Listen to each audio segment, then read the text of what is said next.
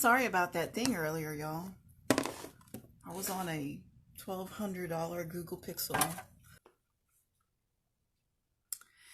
I skip trace primarily repossession accounts that no one else can find. It's been typically my repo assignments have been through like 2 or 3 other repo companies before they get to me.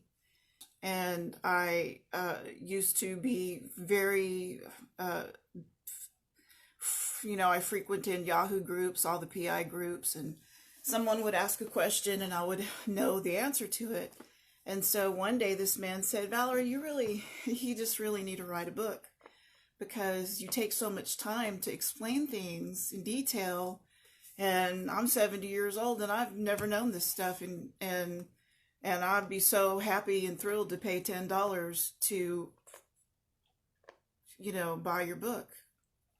And so I was inspired and I started writing. Anytime I wrote something as an answer, I would print it and keep it and then go back and add more content and alternate ways of doing that one thing. I do. I have a higher price, of course, and I charge up front because it's a lot of work.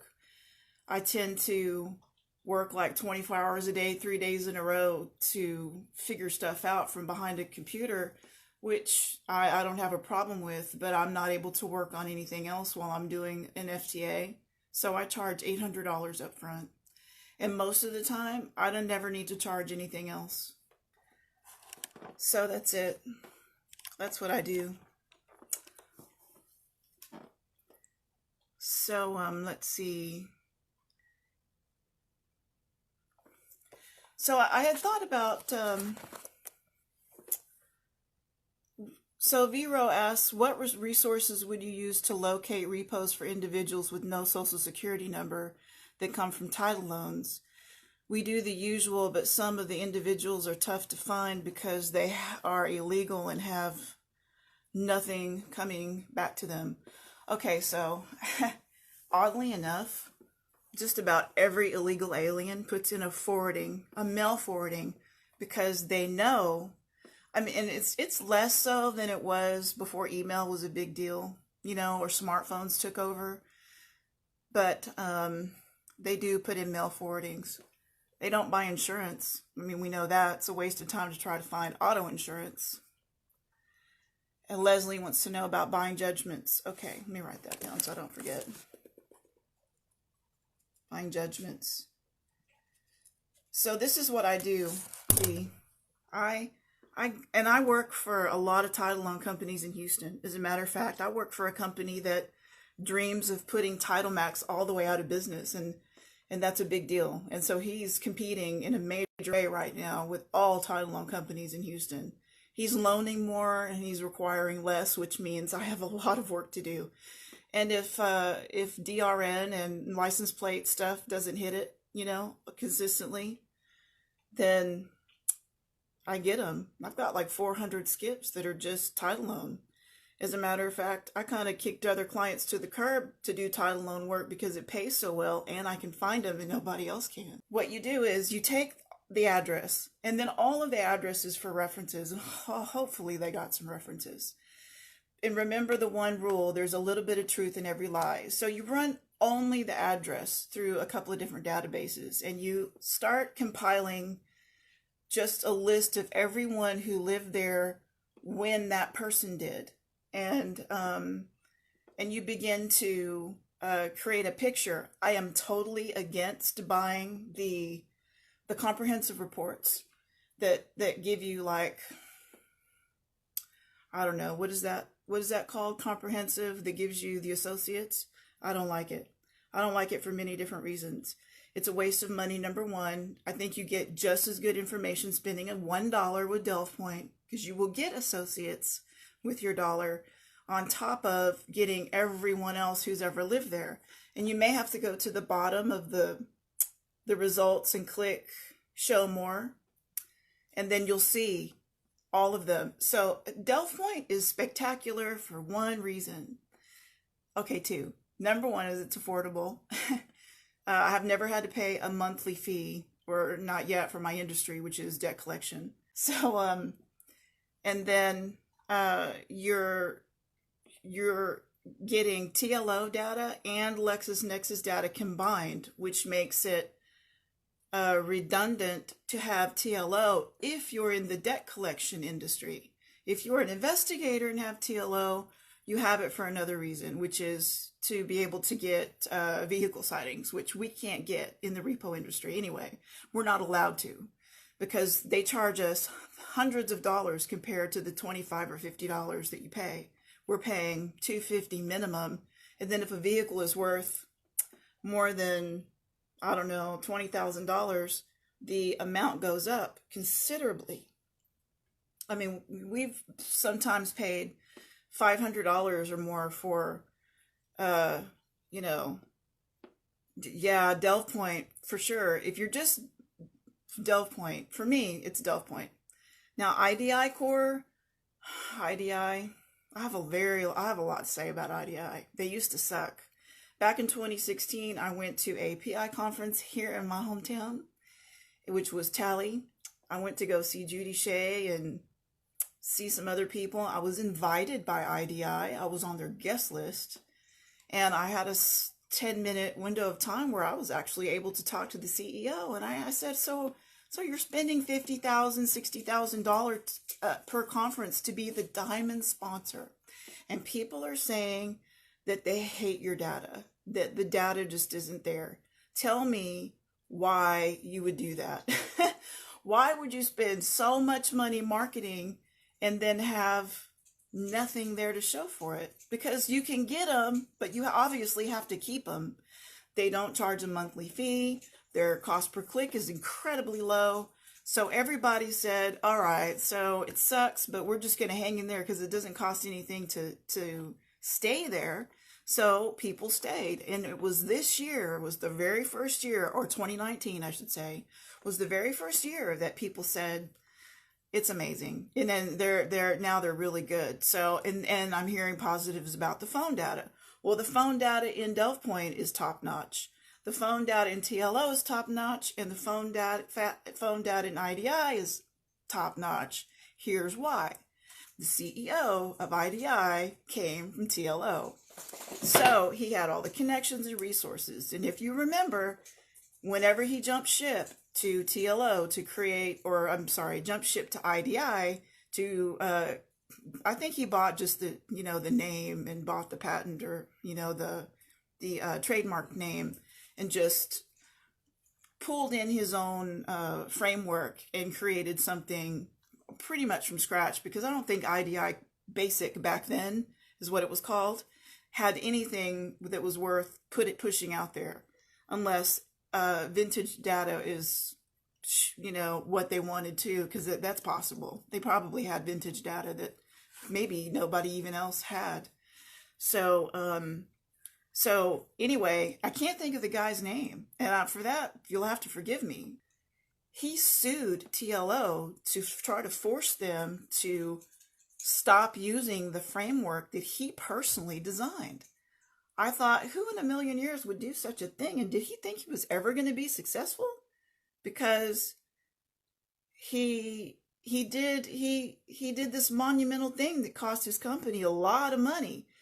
And I think that he expected to win. But the problem was, he didn't create that framework for TLO as a subcontractor with a lease agreement or terms and conditions of the software. He created the framework of TLO as a TLO employee. And that means anything that he created belonged to TLO. So he lost. When he lost, everybody freaked out and said, okay, so is IDI bad because he lost? And I don't think TLO countersued. They just simply defended their right to maintain the framework, and it was a cut and dry case. I mean, it is what it is. He was an employee of TLO when he created it. So that was confusing for most, and I had to do some reading to make sure I knew what I was talking about before I said, oh, this isn't anything that you should worry about. Just carry on. And so now fast forward. So these are the databases that I use, and I'll give you a quip of why I use them. I use findmyskip.com because it is accurate, or so, yeah, LexisNexis data, which is accurate. And then I use, oh, and it has, I know that they buy data from Equifax, which I don't have currently. I let it go because my subscription, I mean, I'm paying $500 a month just for databases, and I just had to let it go because it was just another $100 a month, and I'm really happy with Experian. So, so let's see. So Find My Skip, and that's why, because they have Equifax data. I use DelvePoint because they have LexisNexis and TLO data sets, 2-in-1, and there's no monthly fee. There's no monthly fee for findmyskip.com. I use SkipMax. There's a low monthly fee. He has excellent records nationwide, and I really dig it for looking for or pulling criminal, and because it seems to be more complete than any other database. Even DelvePoint. DelvePoint really disappointed me lately or recently with not having any data for criminal. I thought, am I restricted for criminal? Are you people crazy? And I called, and they said, no, you're not restricted. And it just, nothing was showing up. And there are some criminal searches that you pay $10 for, and you don't get you don't get a refund instantly. If you have no data that comes back, you still have to pay that $10. And so I highly protested. And if you're going to have to spend $10, you should go somewhere else with that $10 for criminal. I have a few Texas only databases. Oh, Skip Smasher. Skip Smasher is really good. This guy, Robert Scott, he actually is an innovator in the PI industry for creating things that cater to investigations. These tools, Spy Dialer, it's his. You know, I could just rattle off a bunch of other things that he's done. You know, he had Cell Stinger back in the day. He had a toll-free number that you could use as a bait line that no one could use with their cell phone. You had to call from a landline. Well, then landlines became a thing of the past, and everything was like a VoIP line. And so he switched it up and created Cell Stinger, which is where you send a bait text to a cell phone, and then somebody has to click on a link, which takes them to a web page where they actually have to share their location to go forward or opt out, which is to not receive the text messages, which were like nagging text messages. It worked 40% of the time. Well, it worked a higher percentage in the past, and then as people started, you know, realizing that it was kind of shitty and that they didn't, pardon my French, I'm from Texas, so you just got to deal with it. I try not to use foul language when I'm doing these things, but it just pops out sometimes. But so it's a nagging text, but people realize, you know, they just can report it or they don't. Yeah, Locate Plus is not worth. They're for people who can't get in any other database. Maybe real estate flippers in the beginning, but you realize their data is not anything. LexisNexis, if you're using LexisNexis directly from the major LexisNexis, you're also not getting a lot of data. And I've seen LexisNexis reports, and I didn't understand them. I don't use Clear, but I have a lot to say about them also. And they recently stopped getting or buying or being able to subscribe to, what is that, Experian. Now, I had it out with them and their salespeople coming into groups saying, hi, I work for Clear. We have real-time Experian data. And I'm like, no, you don't. I talked to an executive with Experian. You don't have real-time Experian data. How do you know? How do you know what our contract says? Well, I talked to an executive. That's how I know. And the executive told me that you can only get data that is 2 years old or older, and that you get it on an API, which means they're not going to dump their entire database into your system for you to have lock, stock, and barrel. That's what that means. And the exec said, Valerie, we would never create competition for ourselves. So clear, on the other hand, I haven't seen it in a long time. I don't know what it's like now. So somebody else would have to chime in on their success rate if they have clear. Okay, so tracers. So I see a lot of tracers reports and they're pretty good. I like them, but I don't have tracers, so I can't speak on tracers, but I see a lot of people in the bail industry have it. I've seen, like, whenever someone can't find someone and they say, hey, do you think you could tinker around with this and find something? And then I'll tinker around and they'll give me everything they've ever pulled from every database. And Tracer seems to have a good price. I'm not going to say the best price. I think they're paced with everyone else. And they have longevity, and they have good owners that care. And they also have, in the past, I know that they were involved in, like, when TLO filed bankruptcy and then turned around and sold to TransUnion, that they had the criminal file that TLO bought and used because they were a party to the bankruptcy. So, and I think I even heard somebody say that an owner, or quote something that one of the owners said, that they owed like $1 million to tracers for their criminal files. So that lets you know that they're very conscious about what people need to have. So Delve Point and TLO are the same info, pretty much. Now, I don't have TLO, so I can't pull a Delve Point report and then do the same on TLO and compare side by side, which is what somebody needs to do. So if there's somebody in here that has TLO and somebody that has Delve Point that's available to do that, that's what needs to happen. Somebody needs to sit down and do a side by side comparison on a subject to see what you got there. So you're welcome, Jada. And so let me just scroll up to make sure I am not missing anything. Let's see. Okay, Leslie wants to know about buying judgments. So there's a post. Now, I think my server went down today and I have to tinker with it to get it back up. But on the dailyskip.com, I wrote about buying judgments and vetting a judgment. And because I met this skip tracer who said, she said to me, Valerie, you are leaving so much money laying on the floor by not collecting judgments and buying judgments. That I have the ability to go in. Yeah, I'm with you on that one. I have the ability to go in and vet paper before I buy it. Now, in my agreements for all of the databases that I have, Experian for sure, as long as I can prove I have a reason to, I get permission from the person I'm buying it from to vet the paper. That means I'm going to look and make sure and I don't need to find the debtor. I don't need to know where the debtor is. I don't care where they live.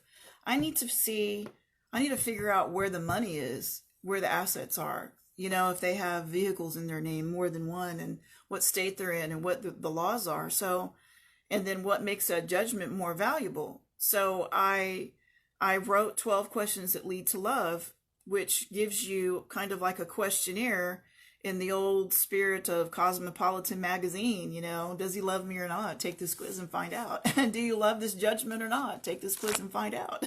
So, but it's, how many debtors, how old are they? Can you figure out if they're on disability or not? Because that's a cross out. If somebody's on disability, you're not going to be able to take the money out of their checking account. It won't happen. You can't take government money. Then you have to go through that list and make sure that you are okay with spending, and then you negotiate. One-on-one with the judgment owner. Sometimes it's a company that buys judgments who's decided that they can't collect any more and that they collected some. And if they collected some and they can't collect any more, has that person completely locked down and made nothing available at all to collect on? Or they're hiding their money in somebody else's checking account? Do you think that you want to buy the paper and sit on it and wait and see if they're ever going to be collectible or not. You know, you have to decide based on their history what they're going to do in the future. If somebody has been working all their life, they're not going to quit working just to avoid getting, you know, having to pay a judgment. And some people will voluntarily make a payment arrangement with you just so that you don't zap their checking account out. You see this dog bouncing around behind me? Just sorry. I can't put her in a cage. She'll scream all day. So let me scroll back. Is there a way to pull a driving record without the person knowing? Yes. Does it differ by state? Yes, it does. So, okay. So in Texas, and V, I know you're in Texas, if you pull the form, the request form that goes to the state of Texas,